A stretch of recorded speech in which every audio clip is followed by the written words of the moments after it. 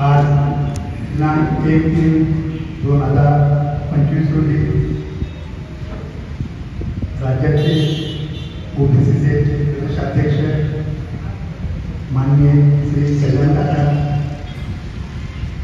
तसेच त्या सोबतच आमचे महाराष्ट्राचे कार्याध्यक्ष आवटे साहेब तसेच प्रदेश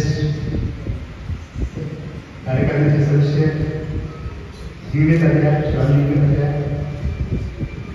शिवाजीराव देशमुख साहेब तालुका अध्यक्ष आझर भगवान साहेब तसेच पंतोडे साहेब आझरभाई व सर्व जिल्ह्यातून आलेले ओबीसीचे सर्व पदाधिकारी आता दौरा नियोजित काकांनी ओबीसीचा संपर्क आणि मार्गदर्शन अशा प्रकारचं शिबिर ठेवलेलं सांगितलं होतं.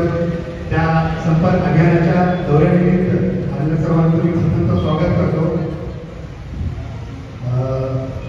काका आता मला म्हणायचं म्हणजे मी माझ्या भाषेला सांगतो की पदाधिकारी आहेत आपल्याकडे, कार्यकर्ते इच्छुक आहेत, सर्व इच्छुक आहेत.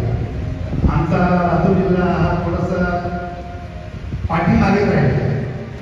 त्याचं नेमकं कारण म्हणजे आमच्या या दोन भागात मंगीर आणि अमृतपूर या दोन विधानसभा क्षेत्रात आमचे कार्यकर्ते सक्षम आहेत.